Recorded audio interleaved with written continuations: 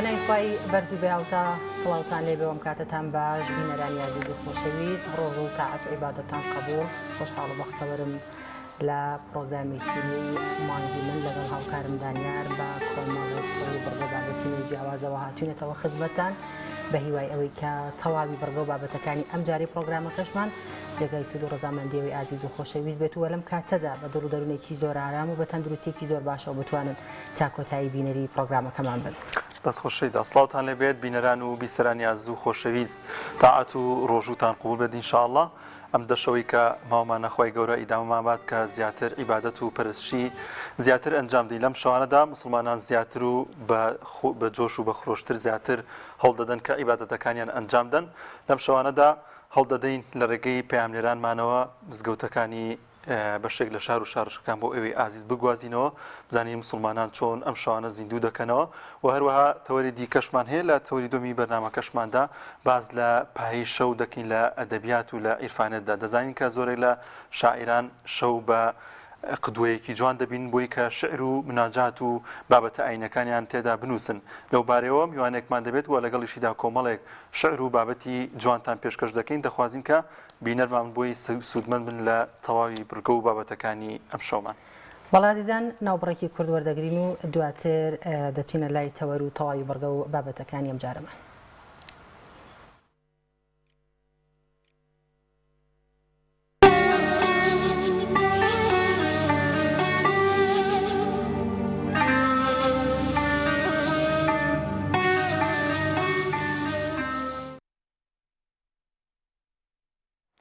یەکێک لەو شتە جوانانە یەکێک لەو شتانەی کە خێر و پاداشتێکی زۆری هەیە لەم شەوانەدا قورآن خوێندنەوە لە خزمەت قورآنی پیرۆزدایە. ئێمەش لە خزمەت قورآنی پیرۆزدا مامۆستا عەبدوڵڵا ڕۆژبانی چەند ئاەتێک لە قورآنی پیرۆزمان بۆ دەخوێنێت پێکەوە بینەری دەبین.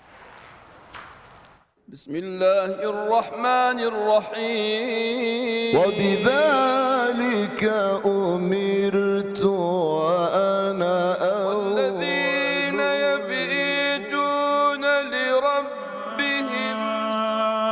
أقسم بيوم القيامة قالوا سبحانك لا علم لنا وعلم إلهين من دون الله من جاء بالحسنة فله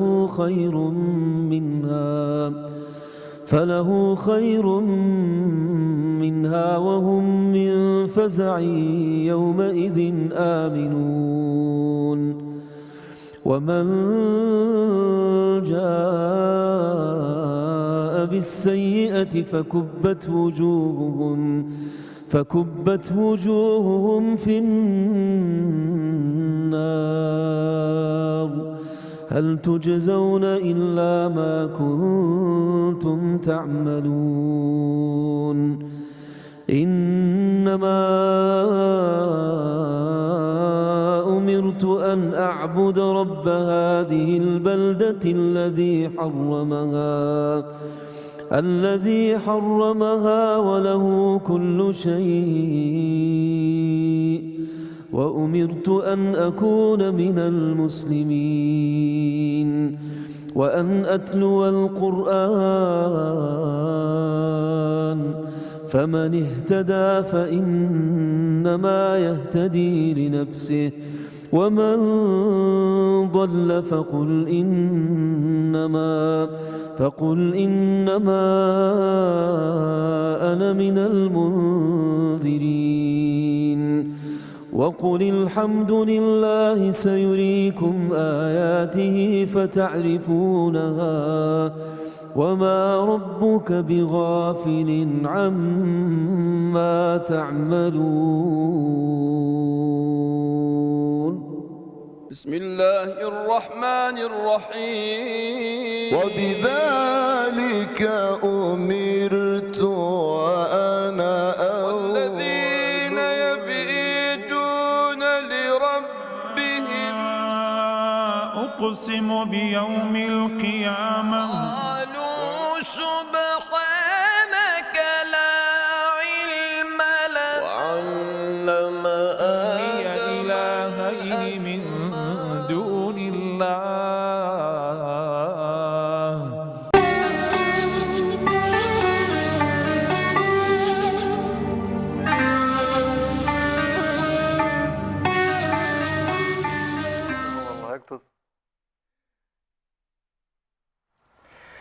وڵای بنەرانی عزیز و خۆشەویست تەوەریەکەمان تایبەت کردو بە زیندووکردنەوە و بەرز ڕاگررتنی شەوانی قەدر کە لە ڕێی پەیامنێرانمانەوە دیمەنی ناو مزگەوتەکانی چەند شار و شارۆچکەیەکی هەرێمی کوردستانتان بۆ دەگوازنەوە. سەرتاش دەچینە پارێزگای هەڵەبجە و پەیامنێرمان سامان فەتاح لەگەڵمان دەبێت. سامان سڵاوت لێ بێ ئەم کاتت باش. تۆ ئێستا لە چ مزگەوتێکی ئەگەر دیمەنەکانی ناو مزگەوتەمان بۆ بگوازیتەوە بزانین بەدەمەوە هاتنی هاوڵاتیان بۆ بەرز ڕاگررتن و زیندووکردنەوەی شەوانی قەدر لە پارێزگای هەڵەبجەدا چۆنە؟ بەڵێ سڵاوتان لێ بێ شەیدا سڵاو لە بیسەر و بینەری کاناڵی ئاسمانی پایان بێت. دیارەم ئێستا لە مزگەوتی گەیلانی کێکێکە لە مزگەوتەکانی هەڵەبجە هاوڵاتیان بەگەربوون گوڕیەوە شەوانی قەدر زیندوو دەکەنەوە. وەک دەبینن لە پشتی منەوە کە چین و توێژە جیاوازەکان لێرە بە خوێندنی قورآانی پیرۆز و بە بەرزشەکانی دیکە لێرە شەوانی قەدر بە تایبەتی ئەم شەو زیندوو دەکەنەوە بە قورآن خوێندن و بە نوێشکردن و بە شەو نوێژ و بە زیکر و دوعا و پاڕانەوەکان. من ئێستا بۆ ئەوەی کە چەند دەقەیەک قسە بکەم لەگەڵ پێشنوێژی ئەم مزگەوتە ماوە عەبدولحەمید سڵاوی خوای گەورەتان لێبێ. ڕاستەوخۆ لە کەناڵی ئاسمانی پەیامەوە لەگەڵتانم گەرموگوڕی هاوڵاتیان و موسڵمانان چۆنە بینن. اللهم بسم الله الرحمن الرحیم. والله حەمد و سەنا بەخوا مزگەوتەکان هەمووی قەرەباڵغا خەڵکێکی زۆر ڕوو لە مزگەوتەکان ئەکات. حەمد و سەنا بۆخوا وێ دەکەین ئینشاءالله خوای گەورە تەوفیقی هەموو لایەکمان بدا بتوانین ئەم شەوە پڕخێر و پڕبەرەکەتانە بە تاعەت و بە عیبادەت ئاوەدان بکەینەوە ئینشاءالله. خێر و بەرەکەتی خوای گەورە دایناوە لەم شەوانە بۆ ئومەتی پێغەمبەری خوا صلی الله عليه وسلم کە پێغەمبەری خوا فەرمێ صلی الله عليه وسلم خوای گەورە بەخششی هەیە خۆتان بدەن لە بەخششەکانی پەروەردگار. یەکێک لە بەخششی زۆرە پەروەردگار بۆ ئێمە، یەکێکی تر لە بەخششەکانی ئەم شەوی قەدرەیە کە عیبادەت تێیدا لە 1000 مانگ خێری زیاترە. ئەمە بەخششێکە داوێتی بە ئومەتی پێغەمبەری خوا صلی الله عليه وسلم بۆیە فرسەت و هەلێکە بۆ سەرجە مسلمانان کە ئەم فرسەت و هەلە لەدەست خۆیان نەدان لە ڕۆژێکا کە ڕۆژێکدا دێ ئێمە بۆ مسقالە زەڕەیەک کردداری چاکە پێویستیمان پێ ئەبێت و تەرازوو دەئەن لێ کێشان و پێوانەی کردارەکانی ئێمە ئەکرێ.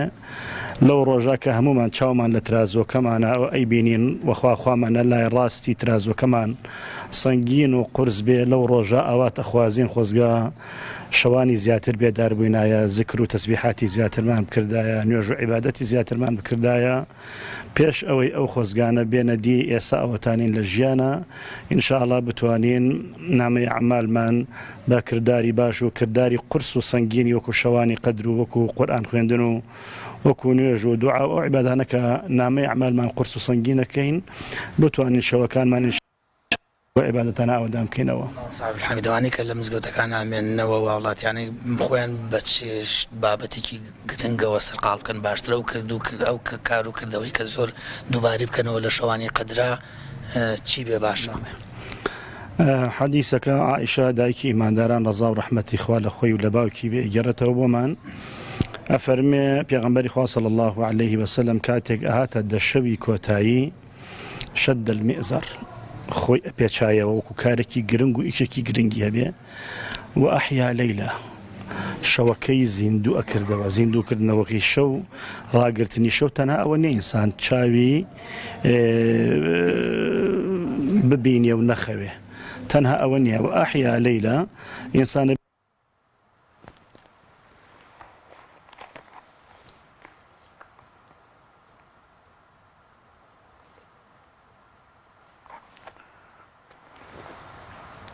لازان خۆشەویستان دیارە سامان پەیوەندێکی لەگەڵماندا پسرا ئەو ماوەسای ئاماژەی بە شتێکی جوان کرد کە لەم شەوانەدا تەنها ئەوەندە بەس نییە کە چاوەکانمان نەخەون وە بێدار بین گرنگەوەیە کە عیبادەتی زیاتر ئەنجام دین وە پەرستشی زیاتر ئەنجام دین تاوەکو ڕەزامەندی خوای گەورە بەدەست بێنین و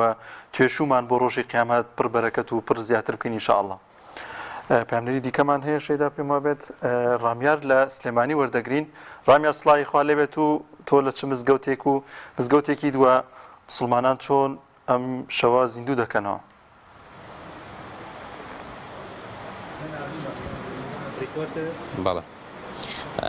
بەڵێ دانیار سڵاوی خواتان لێبێت شەوتان باش. من ئێستا لە مزگەوتی ستارەخانم لە مامەیارە. دیارە لە مزگەوتش هاوشێوەی مزگەوتەکانی دیکە شەوانی قەدر لەلایەن مسلمانان و مێشخێنان و هاوڵاتیانەوە بەرز ڕادەکرێت، زیندوو دەکرێتەوە. دیارە ساڵانە لەگەڵ ڕۆژی کۆتایی مانگی ڕەمەزانی پیرۆز کە شەوانی قەدرە، شەوانی دابەزینی قورئانی پیرۆزە، مسلمانان ڕوودەکەنە مزگەوتەکان بە مەبەستی ئەنجامدانی شەونوێژ و بە مەبەستی ئەنجامدانی قورئان خوێندن. ڕوو لە مزگەوتەکانەکەن دیارە خێر و چاکە و پاداشتی نوێشکردن لە مزگەوت و قورئان خوێندن بە کۆمەڵکە لێرە لە ئێستاوە دەستی پێ کردووەوە. تۆزێکی دیکەش نوێژی شەونوێژ دەست پێ دەکات لەلایەن مامۆستایانی ئاینی و لەلایەن هاوڵاتیان و بەگرنگ دەزانجێت کە لێرە لە مزگەوتەکان بمێنەوە تاوەکو پێش پاشێ و لە مزگەوتەکان دەمێنەوە نوێژەکەن، دوعاکەن، قورئانە خوێنن. ئەوەی کە من لێرە لە مزگەوتەکەیە چەند تقریباً 20 خولەکێک دەبێت لێرەم هاوڵاتیان و مسلمانان و نوێژخێنان خەریکی عیبادەتکردنە، نوێژ دەکەن و هەروەها قورئان دەخوێنن. دەمەوێت بچمە لای بەشێکیشیان قسەمان بۆ بکەن لەسەر زیندووکردنەوە یان بەرزڕاگرتنی شەوانی قەدر. سەلام عەلەیکوم مامۆستاگیان. خاڵە گیان باشی شکر قوربانە بم. چۆنە لە مزگەوت شەوانی قەدر بەرز ڕادەکرن زیندوویەکەنەوە مەسەلەن لە ماڵەوە ئەوە ناکەن، ینی بۆچی گرینگە لە مزگەوت بە کۆمەڵەمە بکرێت؟ مزگەوت خێری زیاترە و لەبەر ئەوەیە کرێن بۆ مزگەوت پێی زیاتر لە ماڵەوە. لە کاتژمێر چەنەوە تۆ مەسەلەن شەوانە لە دەشەوی کۆتاییە یەیت ئەو دەشەوە یاخود هەر لە شەوە تاکەکانە دە مزگەوت میێیت مزگەوت دانیشتنیە لەوشی ئەگەر نەبێنە ماڵەوە دانیشتی 12 وێن بۆ مزگەوت لە 12 دەست دەکرێت بە نوێژوو. جگە لە شەو نوێژەکان لە مزگەوت چی دیکە دەکرێت؟ قورئان خوێندن یان دوعاکردن؟ قورئان بزانێت ئەوەی ڕەوات بێ قورئانە خوێندنەوەی ڕوان زیکرەکان نوێژەکان ئەوانەیە تر. خوا لەش ساغ بێ، خوا قبوڵی بکات ئینشاءڵڵا. سڵاو لێ بە قوربانجان باشی. جەنابێ گەنجێکی خەریکی قورئان خوێندنی باسی شەوانی قەدرم بۆ بکە، بەرزڕاگرتنی شەوانی قەدر لە مزگەوتەکان. وەڵای سپاس بخوا الحەمدولیلا لە ساڵان زیاتر الحەمدولیلا بە بەرچاو ساڵانی ترەوە گەنجان دەبینی لە مزگەوتەکەکەوە جێگەی ومێدە و الحەمدولیلا و خەڵکانێکی زۆریش دێن. سپاس بخوای گەورە لە چاو ساڵانی ترە. ئەمەش بەڵگەیە لەسەرەوەی کە ئیسلام کە میهرەبانی دین لە زیادبووندایە و الحەمدولیلا لە زیادبوونیشدا دەبێت. باشە. شەو نوێژەکان لە کاتژمێر چەندەوە دەست پێەکە لە مزگەوتە؟ لە کاتژمێر چەندەوە دەست پێەکە؟ ئێستا پێمان زۆربەی خەریکی قورئان خوێندنە. تا سعات یان کاتژمێر چەند لێرە ئەمێنەوە و لە کێوە دەست پێەکەن؟ ئینشاءڵڵا بەرنامەکەمان وایە ساعات 12 دەست پێەکەین و دوور کا دەکەین و مەجالێک گەڵنەوە بۆ قورئان خوێندن، دا دوور کا دەکەین و مەجالێک گەڵنەوە بۆ قورئان خوێندن. دوای ئینشاءڵڵا کورتەوتارێکی دەست پێەکەین، داوە هەر بە هەمان شێوەی ڕیتمی یەکەم دوور کا نوێژەکەین، دواتر ئیستراحەتێکە دەین بۆ قورئان خوێندن بۆی مەجال بێت، دوایی دوور کا دەکەین و دەستەکەین بەوتر. ئینشاءڵڵا لە کاتژمێر 20 دقیقە بۆ دوونی و تەواو بین. دەستەکانە خۆش بێ یاخوا. باس دەکەم یەک مامە حاجیش وەربگرم لێرە دانیا ئەوش قسەیەکمان بۆ بکەم. مامە حاجی سەلام عەلەیکوم، باشی شکر. لەسەر بەرزڕاگرتنی شەوانی قەدر دوعات قسەت چیت هەیە؟ وڵای دوعای بۆ مسلمان بێنە و دوعا لە خۆی خوا ڕەحمان پێ بکە و چی بڵێ تر. زیاتر کە تۆ دەی بۆ مزگەوت ئەو دوعانەی کە دەیکەیت و قورئان خوێندن چی دەکەی لە مزگەوت تاکەی ئەمەنی؟ نوێژەکەم و دوعاکەم و تەبع خۆڵاری منیە بتەسبیح دەکەم و قورئاوە شەرکاتی نوێژەکەم و دانیشم و ڕەکەی نەخوای گەورە خۆی گەورە ڕەحمان پێ بکە. ئێستا جەناب دەڵی خوێنەواریم نییە، ئەو گەنجە لە تەنیشتۆوە قورئانە خوێنێت، یعنی پەیامت چییە بۆ گەنجان بەوانەی کە خوێنەوارن؟ خۆڵار بێت داوایەکەم زیاتر دەورەکەن لەم قورئان لەم ماڵێکی پیرۆزە و وتوانای بێ بزم توانای منی خۆت خۆڵانی وێت تا دازم من تەواو بووم بە زۆمانە شتێکی زۆر باشە. چۆنی؟ والله باش. دالیا مناڵی زۆری هاتووە بۆ مزگەوت. تۆ خەوت نایە هاتی بۆ مزگەوت؟ نا والله. ئەمێنی تۆ تا کۆتایی؟ هەمووتان؟ بەڵام منیش تا کۆتایی منمە لە شتان ساغ بۆ یاخوا دانیار دیارە لە مزگەوتەکانی دیکەی سلێمانیش تاوەکو دوای کاژمێر دوو دەمێنەوە بەڵکو ئاماژەم پێکرد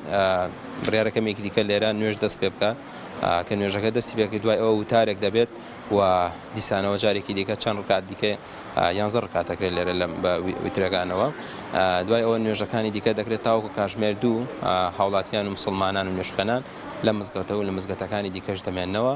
تاوەکو پێش پاشێو بەڵێ خەپی بڵێ بە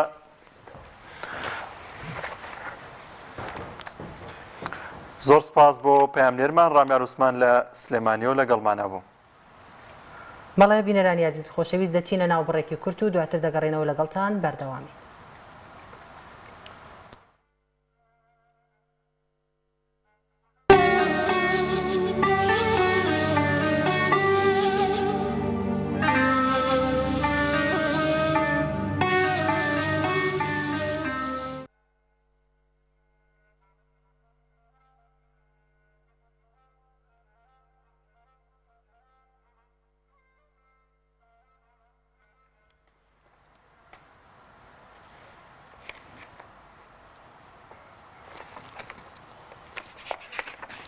بەڵازان و خۆشەویستان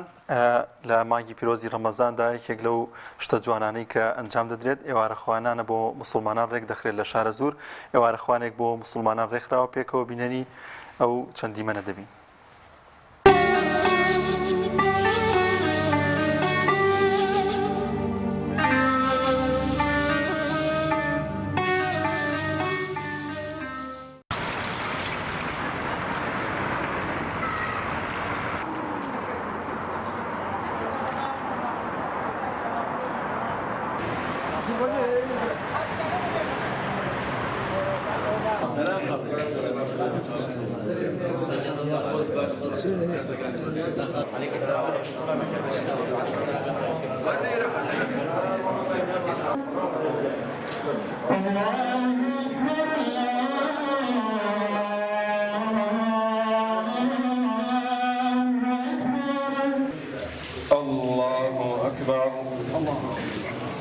الحمد لله رب العالمين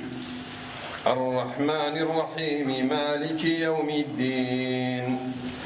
إياك نعبد وإياك نستعين اهدنا الصراط المستقيم صراط الذين أنعمت عليهم غير المغضوب عليهم ولا الضالين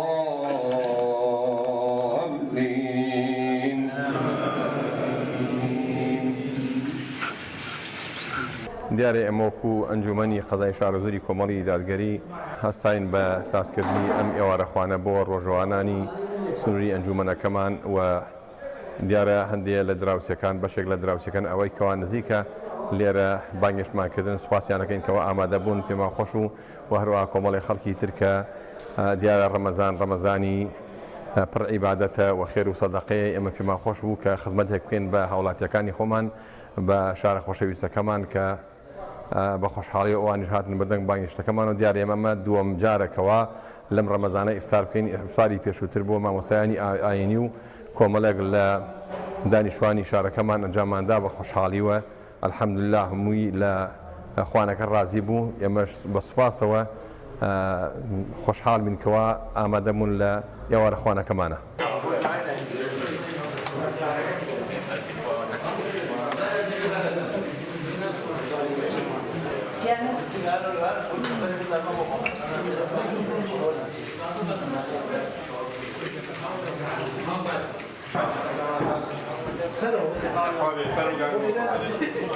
السلام عليكم.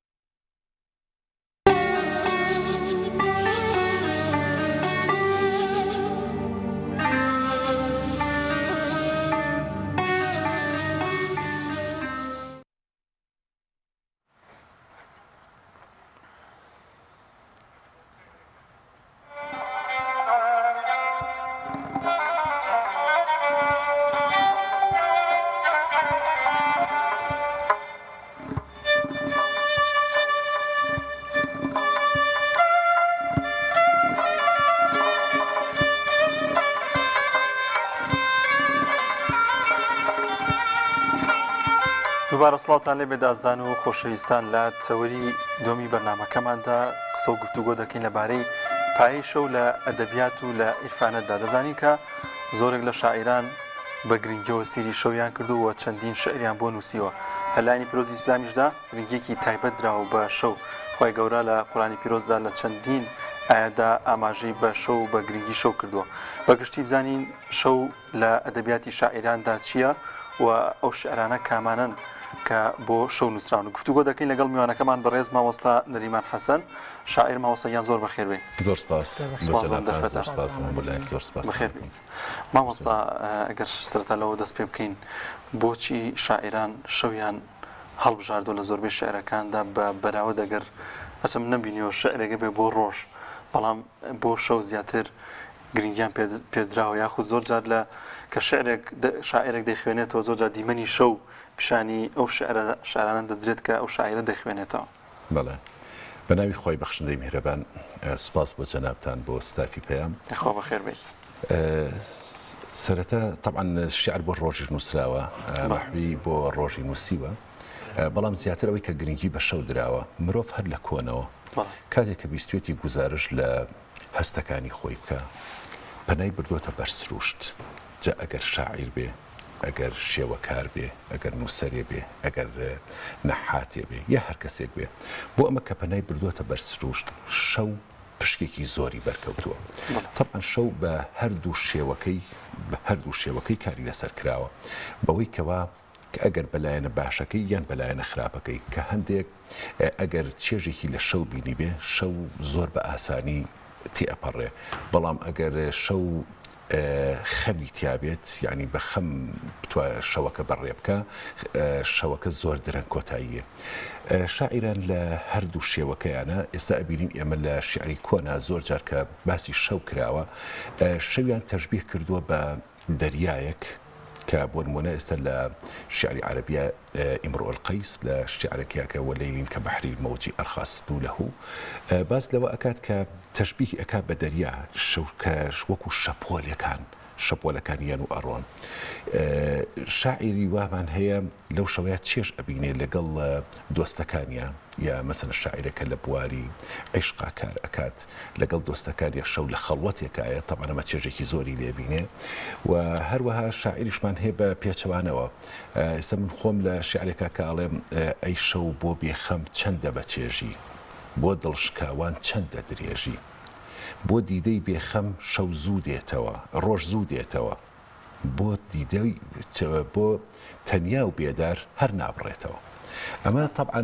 بە هەردوو بوارەکە، بەڵام ئەوەی کە ئێمە ئەیبینین زیاتر کە لە بواری خواناسیە، ئەو شاعیرانی کە لە بواری خواناسیە کاریان کردووە و لە دنیای تەسەووفا زیاتر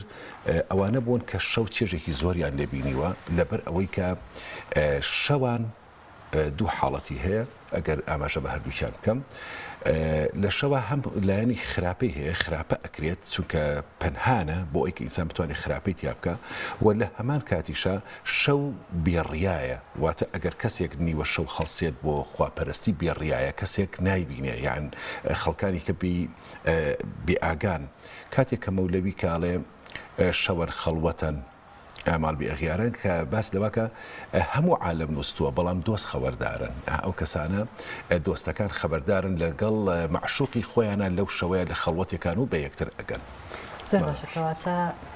شەو چ کاریگەریەکی لەسەر شاعیر دەبێت، یاخود بۆ واتایە بڵین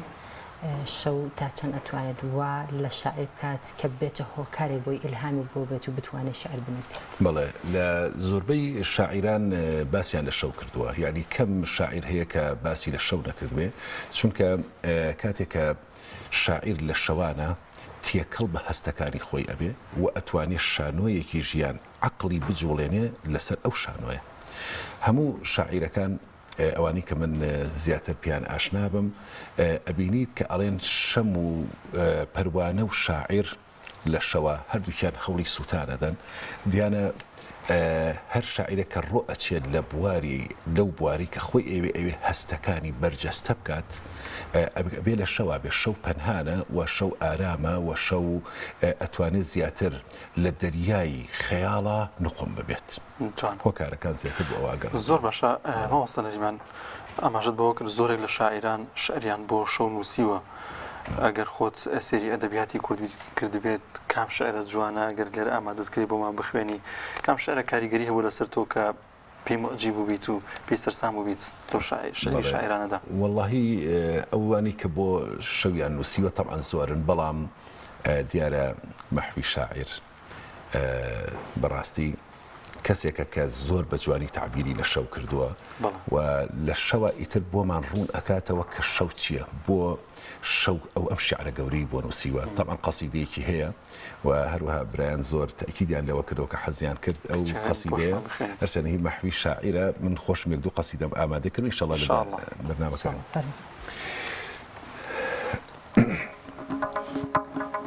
شەو کەسێ پرسی لە خۆ دەرخستنی پەروانە شەو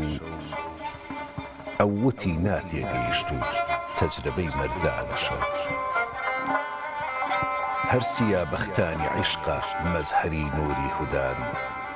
شەو نەبێ ئەستور ئەستێرە مەستورن بەکەم مەڕوانە شەو ئەم سیا ڕۆزی منە پۆشیوی عیبی کەسان ئاشکارە سەتری ئەحواڵی گونەهکارانە شەو بۆیە زوڵمەت پۆشە نووری ئەهلی جەوهەر دەرکەوێ سەیری حەقی کەن لەسەر ئەم ماه و ئەستێرانە شەو نەبووە نابینی لە شەو مەحرەمترێ تا ڕۆژی حەشر پەردە پۆشە هەم دەمە هەم دەردی عوشاقانە شەو شەو هەموو شەو چاوەڕێیە ڕۆژ هەڵێ هەر ڕۆژ هەڵات مەحوە سەرتاپا لە بەرپێتە فیداکارانە شەو خود پەرستینە لە شەو فێری پەرستن بن کە خۆر هەر دیاریدا بە دەوری سەریەدا قوربانە شەو فرقەتی ڕۆژە دەرونی کردە داغێکی سیا وەک منی سەودا زەدە ئاتەش زەدەی هیجرانە شەو گەر فیراق ئاگر هەموو ڕۆژێ لە جەرگی بەرنەدا بۆ هەموو شەو تیرە دڵ سینەی زوو خاڵستانە شەو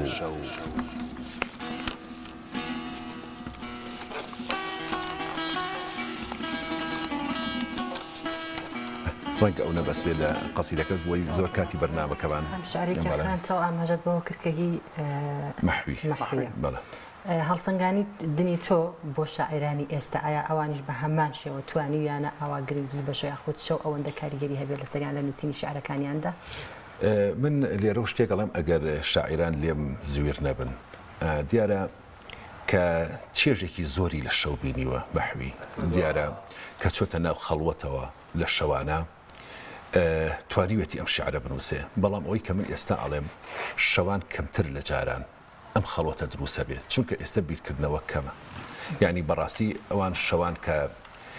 هەتا بانگی بەیانی ڕەنگە دانیشت بێتن لە خەڵوەتا بوون عیبادەتی خۆیان کردووە شتیکەیان نەبوو مەشغوڵ بن بەڵام ئێستا کە مەشغەڵەتی دنیا وای کردووە کە هەمومان کەمتر ئەتوانین بیر بکەینەوە بەڕاستی ینی ئەتوانین بڵێ تعبیر ئەکرێ لە شەو بەڵام ڕەنگە نەتوانین وەکو ئەوانی ئەم کەم بیرکردنەوەش لەوانەیە کاریگەری هەبێت لەسەر تێکستەکان کاریگەری هەبێت لەسەر ینی هەستەکەی زۆر تێکزیە ناگا بەدڵ بەڵام چەند ساڵە مەسەڵەن مەحوی و شعری نووسیوە هەر لەبەروی بەدڵ و بە بیرکردنەوەیەکی قوڵەوە نووسیەتی کاریگەری هەرماوە بەدڵنیایی چونکە ئەوان ڕازگۆ بوون لەگەڵ دڵی خۆیان ڕازگۆ بوون لەگەڵ خوێنەریان ڕازگۆ بوون لەگەڵ وشەکان بەڕاستی ئەو فەلسەفەی کە ئەو باوەڕی پێی بووە یعنی تەواو تواوەتەوە لە ناویان ڕۆچووە بەڵام ئێستا ئێمە ئاڵین بیرکردنەوە ئەوان بیرکردنەوەیکی ڕاست و دروستیان هەبووە ینی کەمتر مەشغەڵەتی دنیا بەڕاستی وای لێکردن بۆیە مەحوی کە لە زۆر شێعە کە باس ئەکات گەڵێن لە ڕووسوری عیبادەت لام و ڕۆزەردی خەجاڵەت بە بە ناوی سێوی ناوم باغەوان و من بەهێ دەگرم یعنی سیرەکەی لەلایەکەوە ئەوەنە لە دنیای خوا پەرستیشا بووە بەڵام سیرەکەی هێشتا خۆی هەر بەکەم و کورتیەک ئەبینێ هێشتا خۆی بەوە نازانێت کە تەواو مافی ئەو عیبادەتەی یابێ بۆیە بەڕاستی ئەنجا ئەو شیعرانی ئەوان بنەمایەکی تەواوی شیعریتیایە یعنی لە بنەما شیعریەکان هەم لە ڕووی بەلاغەتەوە یعنی ئەوەی تیا بووە کە ئەوان زۆر ڕەچاوی لایەنی بەلاغەتیان کردووە لایەنی عروزی شیعریان کردووە بۆی ئەبینین ڕۆژ بە ڕۆژ هەتا وەکو ئەڵین زەمن ناتوانێت کۆنی کات. باشە شاعرانی ئێستا بۆچی گرنگی بۆ لایەنانە نادەن؟ ئێستا زیاتر شاعرانی ئێستا ڕەنگە هەر هەوڵێک درابێ بۆ ئەوە بۆی ئێمە ئێستا زۆرێک لە شاعران باس لەوە ئەکرێت کە جۆرێک لە شیعری ئێستا پێ ئەتوانی ناوی بنەی کلاسیکی نوێ ئەتوانی بایەخی پێ ئەدرێ بەڵام وەک جارانە لەبەرەوەی کە ئێماڕین شیعری ئەم سەردەمە زیاتر بە پشت بە فکرە بەستێ نەک بە لایەنی محەسیناتی بەدیعیان بڵین جوانکاری. کەواتە هەرۆکارەکەی بۆ ئەو ئەگەڕێنیتەوە بەڕێزت کە ینی بەڕاستی ئەوەندەی شعری شاعرانی کۆن کاریگەریان لەسەر خوێنەر هەیە شاعرانی ئێستا نیان. بەڵێ ئەوە شتێکی حاشا هەڵناگرە ئێستا ئەگەر ئێمە ڕاپرسیە بکەینەوە یەکسەر نەتیجەکەمان دەسەکەین. زۆر باشە مامۆستا سەبارەت بە شەوانی قەدر شاعران چۆن باسییان لێ کردووە و دواتر خۆش ئاماژە بە شعرێکی خۆت کێگەر هەت بێ بۆ شەوی قەدر دیارە شەوی قەدر شەوێکی تایبەتمەندیەکی زۆری هەیە وەک خۆی گەورەکە فەرمی خێر من ئەلفی شەهر. لەم شەوەیە شاعران زۆر جار تعبیریان لێ کردووە کە حتا لە شعری شاعرێک جەنابی باوکم خوالی خۆش بێ لەگەڵ مردوی هەمولایەک کە ئەفەرمێ لە شعرێکە شەوی لەیلەت القەدرە دەسا شەیتان خۆت بگرە وەکو نەشید نووسی بووی وا فریشتەی ئاسمان ڕژانە ناو موسڵمان کە کاتی فریشتەکان تێکەڵ بە مسلمانان ئەبن و تێکەڵ بە ناخی مسلمانان ئەبن ئەی شەیتان خۆت بگرە واتە شەیتان ئەبێ هەڵێ دوورکەوێتەوە. منیش لەم بوارەیە قەسیدەیەکم ئامادەکرۆ بۆ جەنابتان ئەگەر ئیجازە بفەرمن. تایبەتە بە شەوی قەدر؟ بەڵێ تایبەتە بە شەوی قەدر. زیاتر لە شەوی قەدرە ئەوەیە کە ئێمە مناجاتە شعرەکە بەم شێوەیە. لە قاپی ڕەحمەتت ڕەبی بڵندە دەستی نزام بێجگەل لە تۆ کێ پەنامە کێ بگاتە فریام. لە قاپی ڕەحمەتت ڕەبی بڵندە دەستی نزام بێجگەل لە تۆ کێ پەنامە کێ بێ بگاتە فریام. بۆ غوربەتی شەوی زوڵمەت هاتووم بەرەو نووری تۆ تا بپۆشێ نووری پاکت ڕووی گونەهکاری سیام. کە تۆ یاری ڕازی من بی چ باکەم ڕەزای مەخلوق تۆ کە ڕەحمان و ڕەحیمی لە ڕەحمەتت دڵنیام. شاهی شانشینی عیشقە ڕۆح لە سایەی ڕەحمەتت دڵ نەخۆش و دەردەدارە محتاجی لوتفی خودام. من کە تالیب بە عەفوی تۆم لە شەوی قەدرت خودا دادم هێنایە بەرسۆزت بێکەس و پشت و پەنام. ئەی خودا خۆت لێبوردەی و لێبوردنت خۆش دەوێ بە ئایەتی لا تەقنەتوو لە بەخشینت بە هیوام. زۆر سپاس. ڕاستی شەوی قەدر گەورەیەکی تایبەتی هەیە مسلمانان هەر لەم شەوەدا یادی خۆی گەورە زیاتر دەکەن و عیبادەتی زیاتر ئەنجام دەدەن. بۆیە من تەسەوڕەکەم زۆر جار ئەگەر کۆمەڵە شعر بخوێنی لەو شەوانەدا تایبەت بە شەوی قەدر بیان شەوی عیرفانی بیان شعری عیرفانی بێت هەر کاریگەری لەسەر دەروون دەبێت ینی لەوانەیە زۆر جار بە جۆش و خۆشترەوە زیاتر عیبادەتەکان ئەنجام بدەیت. بە دڵنیایی وایە بۆیە من بەڕاستی ئەو داوایم هەبووە کە ئێمە بتوانین کۆمەڵی شعری عیرفانی بتوانین ئینشاءڵڵە تۆماریکین لە داهاتووە کە ئەگەر بتوانین هەم لە کەناڵەکان ینی قسووریان نەکردووە ڕەنگە من خۆم چەند جارێک ئەو شعرانم تۆمار کردبێ بەڵام ئەگەر کاری لەسەر بکرێ و ئێمە کەسانی دڵخۆشمان زۆرە ئەگەر بتوانین کاری لەسەر بکرێ ئینشاءڵڵە وەکو جەناب تەفەرمی ئەگەر بۆ قەدریش نەبێ وەکو حافظی شیرازی لە شوێنێکە ئەفەرمێ ئەگەر ئینسان قەدری هەبێ هەموو شەوێ هەر قەدرە کەواتە ئێمە توانین لە هەموو شەوەکانی کە شاریگوی لێ بگرین و بتوانین ئەو شەوانە بەڕاستی بە یادی خوای گەورەوە بتوانین بچینە خەڵوەتێکەوە کە ئەگەر کەمێکیش بێ بتوانین لاسایی پێشینەکانمان بکەینەوە. مامۆستا چەند بەرهەمت هەیە کە تایبەت بن بە شەو یاخود شەو وای لێکردی بیکاریەری لەسەر دروستکردی بیت و شعرێ نووسی بێت؟ زۆر جار شعرم هەبووە کە چەند پارچە شعرێکم هەیە لەوەیە شعریکانەوە کە عەرزم کردن شەوی بێداری و شعرێکیشان کە ئینسان جاری وە هەیە کە گزارش لە هەستەکانی خۆیەکە کاڵێم ئەم شەو تەنیام شکاوە دڵ وەک شوشەکەی بادەی خەیام بولبول فڕی بێنازە گوڵ دەسا مەرگ بگە فریام تا کۆتایی قەسیدەکە لەسەرەوە تقریبان ئەتوانم بڵێم 3 پارچە تا 4 پارچە شعرم هەیە بەس لە تایبەتە بەشەوە. مامۆستا خودی خۆت شەو کاریگەری هەبووە لەسەر هاتنی ئیلهامی شعر بۆت زیاتر بە شعر بنووسی لە شەودا؟ بە دڵنیایی ڕەنگە ئەوە زۆر جاری شەوگە لە ئێمان لێکرێ لە کە ئێمە لەوانێت چوار دەورەکەشمان ئیسعاچکەین بەوەی کەەوە لەوانەیە ئێمە خۆمان کە شەوان حەز ئەکەین دابنیشین زۆر کات چێژ لە شەوە ئەبینین چونکە چوار دەورمان کە یعنی بەڕاستی لە جەنجاڵی دنیا دوورەکەویتەوە ئەو کاتە خەیاڵ فراوانە بێ کە خەیاڵ فراوان بوو زۆر چێژ ئەبینی لەو کاتانە کە شەوان ینی شەو بێداری ناوی بنین شەو بێداری شەو بێداری بنوێنین یان هەتا وەکو دەمێک کە ئێمە خۆمان پێویستمان بەوەیە زۆر بەکەمی من ئەگەر بتوانم لە ڕۆژە شعر بنووسم. کاتە مامۆستا و شعری پێشوو کە پێشکەشێکردین تایبەت بوو بە شەوانی قەدر ئەمە بیرکردنەوە بوواتە بیرە لێکردەوە ئەم شعر و نووسی یا خۆتخۆشی و تایبەتمەندێکی شەوی قەدر بوو کە بەهۆی ئارامی دڵ و دەروونتەوە کە بەهۆی بوونی عیبادەتەوە توانید ئەم شعرە بنووسیت؟ بە دڵنیایی کە من بە تایبەتی بۆ شەوی قەدر نووسیوە دیارە هیچ شعرێک ئەبێ بیرکردنەوەی هەبێ بەڵام زۆر جار ئەو ئیلهامەکەیت ئەگەر بێت و لەو دقەیان نەتوانی بینوسی لە دواییە لە بیر دەچێتەوە. بە هەمیشە ئامادە باش ئامادە باشی زۆر جارێمە من لەنا ئۆتۆمبیل بووم ڕام گرتووە و ئەگەر فکرەیەکم بۆ هاتوێ نووسیومە لەبەروی لە بیرم نەچێتەوە چونکە زۆر جار شتی وام لە دەست دەرچووە. دروستکردنی بیئە خود دروستکردنی ئەو جەوەی ئەو شوێنە تا چەند کاریگەری دەبێت لەسەرەوەی کە شعر بنووسی بۆ نمونە زۆرە لە شاعیران لەوانەیە پێیخۆش بە کاتێک کە شەو شعر دەنووسێت بەبەرچایەکەوە شعر بنووسیان تاریکێکی هەبێت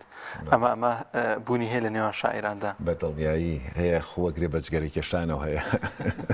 هەیە خۆگرێ بە چا خواردنەوە بە قاوە خواردنەوە بەڵام جاری وا هەیە کە زۆر باوە لە بنووسینی شعرێکی یان بە دڵنیایی جاری وا هەیە شعرێک من ئەگەر ئێستا بە جەنابتان بڵێم شعرێک هەیە جاری وایە 3 مانگی پێچوەتە تەواوم کردووە ینی بەڕاستی ینی بەشێکی کاتێک هاتووە بەشێکی تری کاتێکی تر ینی جاری وایە زۆری ویسووە یان جاری وا هەبووە بە 6 مانگ من نەمتوانوە قەڵەم خەمە سەر کاغەز جاری وا هەشە بووە لە شەو ڕۆژێکە لەوانێ 2 پارچەم نووسی بێ کەواتەمە بیرکردنەوەیەکەوە بۆ دێت مامۆستا ئەگەر بەرهەمێکی تری ئامادە بێ پێشکەشمانی فەرمووی بەسەر چاو شعر تایبەتە بەشەی زیاتر شعرێکی مناجاتە کە تێکەڵ کێشم کردو 5 خشتێک لەگەڵ شعرێکی مناجاتی عەرەبیە چەند کۆپلەیەکە شعرێکی تراتێکەڵە کردو بەڵێ 5 خشتێکی ئێمە لەسەر شعری کوردی هەمان بووە بەڵام من جاریان من حەزم کرد 5 خشتێک لەسەر شعرێکی عەرەبی بێ زۆر باش بەڵێ یا ئیلاهی یا ئیلاهی هەر خۆت خاوەن قەراری خۆت ڕازقی پەنای بەندەی نەداری خۆت عەزیزی خۆت جەباری غەفاری يا خالقي يا مالكا أقداري يا عالما ما كان من أسراري مني غافل نقمي درياي نكبتي ديلي داوي نفسي بدخوي نفرتي غيري تو كي آولايا رحمتي من ذا يجود إذ أتيت بلهفتي وطرقت بابك طرقة المحتار ڕوومنا وەلێت چاو بە ئەسرین و گرین ڕووسیا هەم دڵ ڕەش و ڕێش و برین تۆم پەناهی یا مالکی یەومی الدین یا من بلا وعد يقابل الزائرين اقبل سجودي واستمع عذاري دەمێ پرسیاری ئەو کەم هۆکار چی لە کۆمەلگای ئێستاماندا ینی کۆمەلگا کەمتر شعر وەردەگرێت پێشتر باسی شاعیرانمان کرد کە بەوەی کۆمەڵی هۆکارولانە شعرەکانیان بەڕادەیە کاریگەری نەوێ بەڵام دەزانین کە کۆمەلگاش لە ئێستادا بەو ڕادەی جاران نییە کە لە سەردەمانی زوودا هەبووە کە هەمویان بە گرنگیەوە سێری شعریان کردو هەموو ماڵێکلانەیە دیوانی چەند شاعیرێک لە ماڵەکەیدا بوونی هەبوو بێت بەڵام ئێستا ئەوە نابینرێت. ئەوە پرسیارێکی زۆر زۆر جوانە بەلامەوە چونکە بەڕاستی ئەوە خاڵێک ئەبێ ئێمە هەڵوێستەی لەسەر بکەین. جاران جوانترین شت لە ناو کوردەواری ئێمەیە لە ساڵانی هەشتاکان و هەتاوەکو ناوەڕاستی نەوەدەکانیش زیاتر ئەمان بینی لە ناو ژووری میوانی ماڵانە کتێبخانەیەکە بوو کاتێک کە تۆ ئەچوی بۆ ماڵەکە کتێب ئاڵگۆڕەکرا کتێبێکت هیچ نەبووە وەر ئەگرت ئەتخوێنەوە ئەتگوت مەسەرەن ئەو کتێبەکە ئەبرد و ئەتهێنایەوە ئەو هات کتێبێکی تۆی ئەبر ئەم کتێبانە ئاڵۆگۆڕەکرا بەڵام ئێستا ئێمە کتێبخانە لە ناو ژووری میوانە نابینین کتێبخانە زۆر جار من هاوڕێم هەبووە کە لە کتێبەکانی خراوەتە ژێر قەنەفەکانەوە لەبەرەوەی دەرنەکەوێت ئەگەر من چەند دیوانێکم لە ژووری میوانەکەیدانە هەمیشە لە بەرچاوی مناڵەکانم بۆ حتمما مناڵەکانیشم دەستی ئەبا بۆی و ڕۆژێ لە ڕۆژان شیعرێکە خوێنێتەوە لە وڵاتی ئێران بوو من کاتێککە چوون بە سەردانی دکتۆرێکمان کرد لەگەڵ هاوڕێکمە سیرمان کرد دکتۆرێکە لەسەر سەری خۆی لەسەر فەرشێک شعرێکی حافظ ئەنووسێ مهندیسێکە شعری سعدی لەبەرە مناڵێک لەسەر جادە شعرەکان شعرێکی خیامی لەبەرە بەڵام ئێمە بەڕاستی تۆراوین لە شعر بۆیە حتا ئێستا لە ناو خوێندرگەکانیشە لە ناو خوێندرگەکانیشە ینی بەڕاستی ئەبێ ئێمە هەوڵێک بین کارێک بکەین لەسەر ئەوەی کە نەک لەگەڵ شعر بەڵکو لەگەڵ کتێب بە شێوەیەکی گشتی ئێمە ئاشتیان بکەینەوە چونکە بەڕاستی دوورکەوتوینەتەوە لە کتێب ئەجا لە ناو ئێمە مامۆستاکانمان کاتی خۆی لە ساڵانی هەشتاکان کە ئێمە و کاتە لە سەرەتایی و لە ناوەندی بووین من لە یادمە ئێستاش مامۆستایەکمان کە لێرەوە دەستی ماچەکەم کە سدگوڵبەن کە ئێستا خانەنشین بووە یەکەم جار کە خۆشەویستی شعر لە منە دروست بوو هۆکارەکەی ئەو بوو بەڕاستی کاتێککە من دڵدارڕشتێکی کوردیە شعرێکم نووسی ئەو زۆر زۆر هەوڵی ئەوەیە کە دیوانێکم پێشکەش بکە بۆیە مامۆستاکانیش ئێستا ئەتوانم بڵێم من کە خۆم مامۆستام خۆشمان کەم و کورتیمان هەیە لەو بوارێ زۆر باشە کاتە مامۆستا تۆ بە کام شاعیری کۆن زۆر سەرسامی و یاخود بڵێن کام شاعیری کۆن کاریگەری هەبووە لەسەر تۆ کە بتوانیت بەرهەمێک بنووسی ینی بەرهەمەکەی ئەو شاعرە ئەوەندە کاریگەری لەسەر تۆ هەبوو بێت تۆش بتوانی فکرێکی لەوەربگریت و بیرۆکەیەکی لەوەربگریت و بەرهەمێکی خۆت بنووسی بەڵێ لە شاعرە کۆنەکانە دیارە مەحوی و ناریە وەس کاریگەری لەسەر هەر هەمومان هەیە وەفایی زۆر کاریگەری لەسەر من هەبووە لە شاعرە ینی شاعرە تازەکانیش ئەوانی تر کە هێمنی شاعر زۆر کاریگەری لەسرم هەبووە و هەروەها شەهید خدری کۆساری بەڕەحمەت بێ ئەو کاریگەری هەبووە لەسرم و هەروەها لەم شاعرانی ئێستاش مامۆستا عەبدوڵڵا پەشێو هەر کاریگەری هەیە لەسەر کۆمەڵێک لە شعرەکانی من وەکو شعری سیاسی و ئەمانە هەر کاریگەری هەیە لەسەرمە کەواتە زیاتر تۆ لە چ بوارێکە شعرە نووسی زیاتر من ئەڵێم شاعر ئەبێ مڵکی هەمووان بێ لە هەموو بوارەکانە هەم لە بواری شعری سیاسی هەم لە بواری شعری کۆمەڵایەتی هەم لە بواری شعری عیرفانی چونکە شاعرانی پێشووی ئێمە وەکو نالی و مەحوی و سالم و کوردی و ئەو شاعرانە کە پێشەنگی ئێمە لە هەموو بوارەکانە نووسیویانە بۆی ئێمە مانێ ئەو هەر لە بوارێکانە نووسین چونکە کۆمەڵگە بەس بریتینە لە چینێک دەمێ پرسیارێژکەم نالەباری کۆمەڵ ینی ئەو دۆخی لە کۆمەلگادا هەیە چه ئابووری بێ چه سیاسی بێ خود زۆر جار ڕووداوێک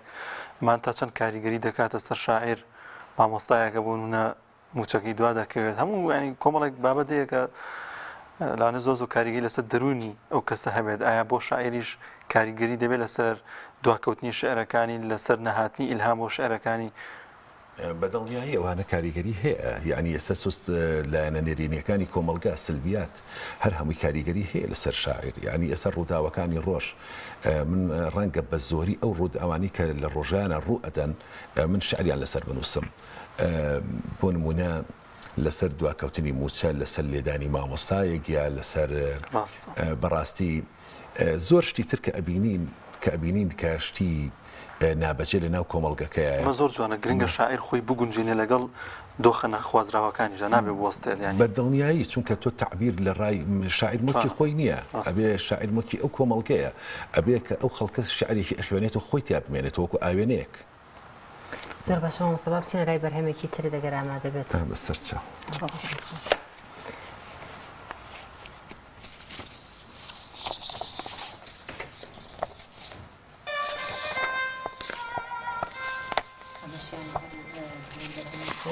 تایبەتە بەشە نەخێرەمەیان زیاتر شعرێکە هەرچەنە باسی شەوی تایە بەڵام باسی شەوی تیا بووە بەڵام ئەمەیان بە تۆزێ جیاواز بێ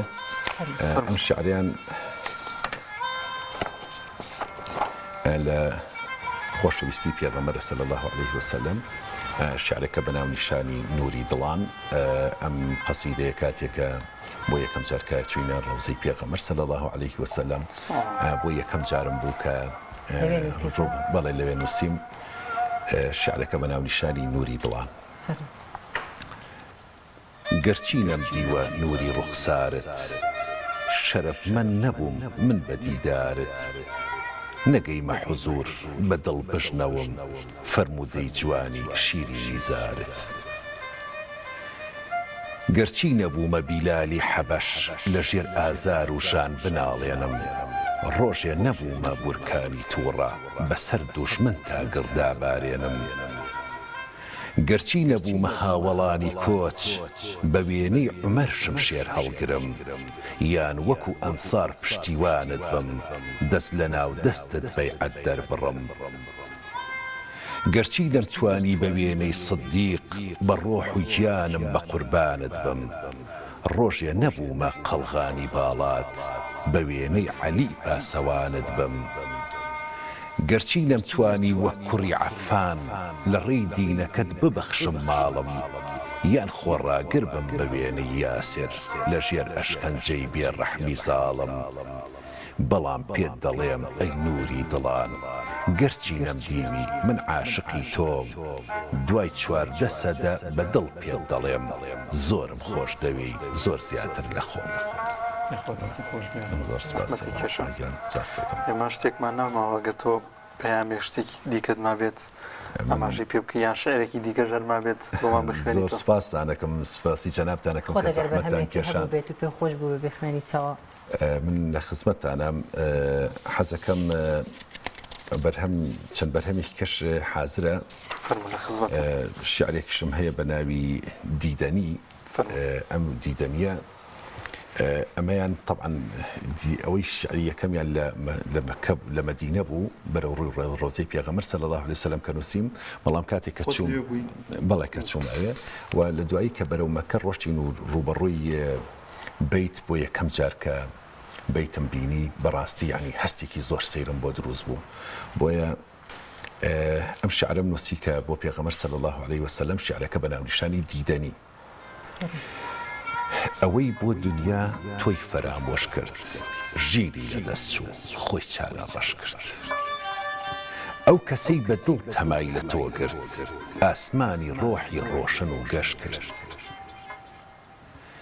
من کە پەروانی شەوچرای ڕوتم ئەرکی دۆستانی شەوانم هەیە باڵە فڕێمە بۆ نووری هودات مەیلی عاشق بە سووتانم هەیە لە هەر پەلێکی جەستەما چاوێک چاوە چاو ئەکا بۆ بینینی تۆ بۆ زیکر و مەدحی ناوی پیرۆزت لە هەر ئەندامێک زارێک دێتە گۆ ئەگەر یەک وشەم لە زار بێتە دەر بە تەنها ناوی شیرینی تۆیە لە مەیخانەی ژین سەرتاپای دڵم سەرمەستی بادەی ئەوینی تۆیە گشت ئەو جێیانەی کە ڕێم پێدەبرد ئەم ئێستا گشتیم لەبیر کردووە جگە لەو ڕێی بۆ لای تۆم دێنێ هەموو ڕێیەکەم بزەر کردووە لطفێ بفەرموو بێمە دیدەنیت بە ئەشکی خوێنین ڕەوزەت پاراوکەم بیلبیلەی چاوم ڕاخم لەبەر پێر خاکت بە ماچی لێوم گڵاوکەم. دەستە خۆش بم زۆر سپاس بۆ جەنابیشتان زۆر سپاسدانەکەین ئەم شەو کە شەوی قەدرە هیوادارم خوای گەورە لە ئەجر و پاداشتی ئەم شەوە پیرۆزە جەنابیشتان بێبەش نەکات و هەموو لایەکمان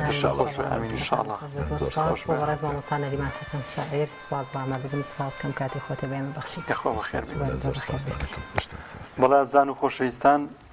هەڵدەدەین دواتر لە ڕێگەی پەیامنێرانمانەوە بەشێک لەو دیمەنانەی نێو مزگەوتەکانتان بۆ بگوازینەوە کە موسڵمانان عیبادەت و پەرستشی زیاتر ئەنجام دەدەن کە ئەم دیمەنی مزگەوتێکی شاری سلێمانیە کە مسلمانان ئەم شەوە بەرز و پیرۆز ڕدەگرن بە عیبادەت و بە قورئان خوێندن و بە شەو نوێژەکانیان. دیارە مسلمانان دەزانن کە لەم شەوانەدا خێر و پاداشتێکی زۆریان دەست دەکەوێت بۆی کە ئەم شەوانە زیاتر و بەردەوامیتر شەو نوێژ دەکەن و قورئانی پیرۆز دەخوێنن بۆی کە توێشویان بۆ ڕۆژی قیامەت پڕبەرەکەت و زیاتر بکەن.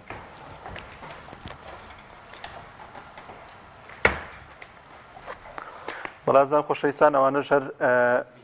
دیمەنی شەوانی مزگەوتەکانی هەولێرە کە لەوێ مسلمانان ئەم شەوە زیندوو دەکەنەوە بە پەرستش و بە عیبادەت کە لە شەوانی زیاتر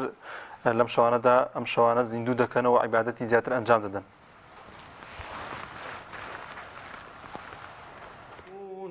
من أصحاب السعير الذين كفروا لهم عذاب شديد والذين آمنوا وعملوا الصالحات لهم مغفرة وأجر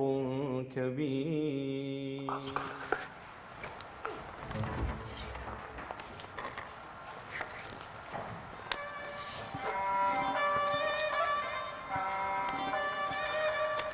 بەڵێ بەڕێزان هاوکارمان چیانووری لە کەرکووکەوە چەند دیمەنێکی بۆ تۆمار کردوین کە گەنجێک پێم وابێت باقلە بەڕۆن دروست دەکات. فەرمون بە پێکەوە دیمەنی خۆت خواردووتە تا ئێستا شەیدا نەخێر بە پێکەوە بینەریە و دیمەنانە ئەگەرەوە بێکە سوود دەکرێتەوە لەوانەیە زۆرێکمان خواردبێتمان لە شەقامەکاندا هەیە پێکەوە بینەری ئەو بابەتە دەبین.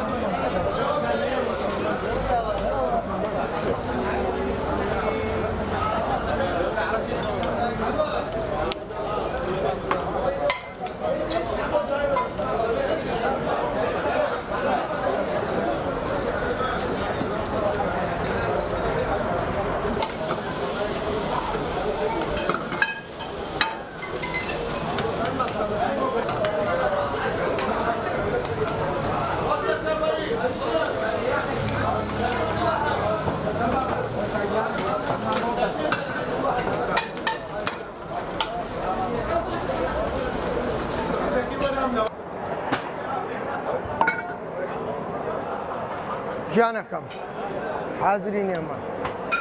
ئەبێ ئیشکەم و قسە بکەم چەنێ مۆدر های ڕۆز خەلی ئەمەک حتە خەلێت ڕۆزی ئەمەک ئەنە زادەچی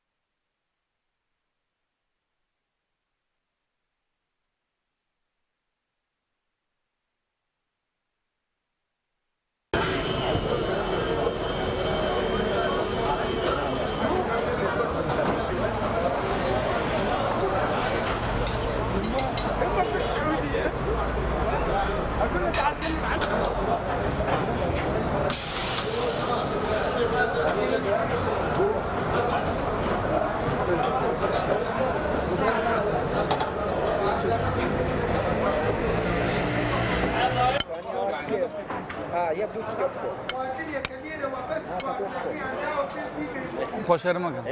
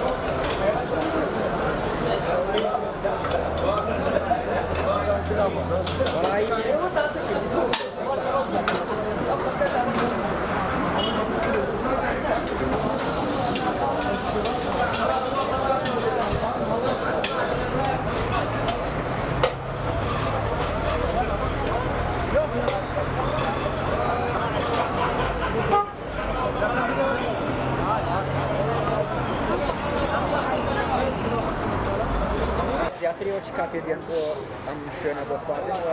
خواردنەکەی بۆ خۆ چۆنێ؟ بەڕاستی خواردنەکەی زۆر بەلەزەتە و لە کاتی شەوان ینی 12 شەو بە دووەوە زیاتر خەڵک ئاشنای شۆنانەیە حەزی بەم شۆنانەیە هەم جەوەکەشی خۆشە و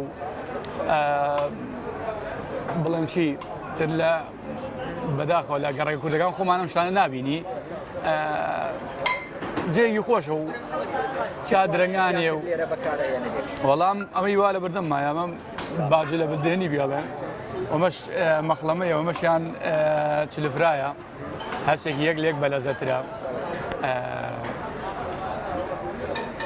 یعنی ئێستا بۆ نمونە ڕەمەزانە ئەم کاتە دێن پێش ڕەمەزان هاتوونەتە ئێرەیە لە پێش ڕەمەزان هاتووینە بەڵام نەک بە شەو من بە ڕۆژ هاتوومە وێرە بەڵام لە ڕەمەزانان بە شەوانە وەکتریش لە دوای ڕەمەزانان بە بەیانیانەیە ئەم جۆرە خواردنانە بۆ کەرکووک تا چەند باشە یعنی خواردنی شەعبی و شوێنی شەعبی وەڵایی من پێم باشە بەڕاستی شتێکی زۆر گونجاو بۆ ئێمە بۆ خەڵکی کەرکووک گونجاوە زۆر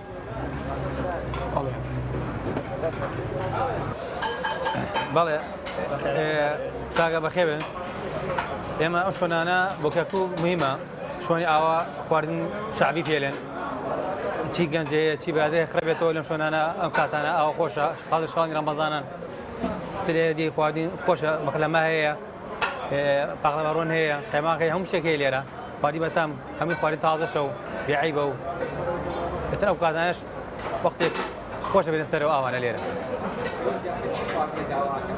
والله زیاد لێرە مەخلەمە زیاد داواکە خۆمان تر نەفەر هەیە حەزی بە نیسکە نەفەر هەیە حەزی بە یەکەڕۆنە نەفەر هەیە حەزی بە پاقلەبەڕۆنە حەسەب ئینەکە بەڵێ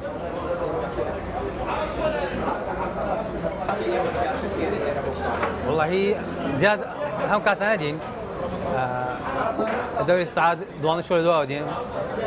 بەرەبانگەوە دین لێرەکەین و ئەمە توێ سەزارە دین وێرە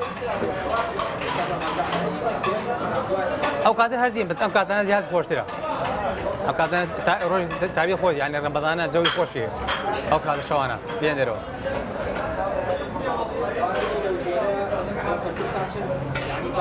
والله زۆر گرنگە یعنی شوێنی ئاوا خەڵک هەمووی خراکاتەوە یەکتری لێرە کوردی تیا عەرەبی تیا تومانی تیا هەمووی خراکاتەوە بێکەوە کەس نایەت تو کوردی توما عەرەبی هەمووی یەکە ئەو شوێنە ئاوا هەبێتە پێکە ژیان بەخێر بێن سەر چاو ئێرە ناسراوە بە عامر فتوور سەباحی خواردنی تایبەتمان لایە خواردنی زۆر خۆش و بەلەزەت و بەتاممان لایە ئەو خواردانەی لێرایە وابزانام لە زۆر شوێن نییە وەکو گۆشت خۆمانی شەکێنێمە پاگلە بدێنە لە کەرکووک تاکە ئێرە چلفرایە باسترمە و هێلکەیە شۆربای نیسکا قەیماغا تەشریف گۆشت سوور و سپیە خواردنی زۆر و سیرمان لایە بەڕاستی ئەمەیشمان تاوەیە بە تاوە خواردن دروستەکەین هەرچیەکی بێ بۆی دروستەکەین یعنی ئەو حەزی لە چی بێ ئێمە بۆی دروستەکەین ئێرە زۆر بەناوبانگە لە کەرکووک ئێرە ناسراوە بەس بە خواردنی بەیانیان پێش ڕەمەزانی شەر لە سەعات 2 شەوە کراوەیە هەتا 12 نیمەڕۆژ بەس بە ڕەمەزانان کەمێک قەڵەباڵغا خەڵک دێ لێرە ڕۆژی ئەگرێت بە ڕۆژیە بن بەڵازان و خۆشەویستان لە خوای گەورە دەپاڕینەوە کە زیاتر یارمەتی مامدا لەم شەوانەدا زیاتر عیبادەت و پەرستشی زیاتر ئەنجام دەین ئەم شەوانە بە قورئان خوێندن و بە شەونێژی زیاتر زیندوو بکەینەوە بەڵازان لەگەڵ هاوکارم شەیدا و بە یارمەتی هاوکارانمان بەرنامەی مانگی منمان پێشکەشکردن دەخوازن کە بڕگە و بابەتەکانی ئەم شەویشمان جێگەی سوود و ڕۆزامەندی ئێوەی ئازیز بوو بێت تا بەرنامەیەکی دیکە بەخواتان دەستپێرین خواتان لەگەڵ خواتان لەگەڵ دەسوول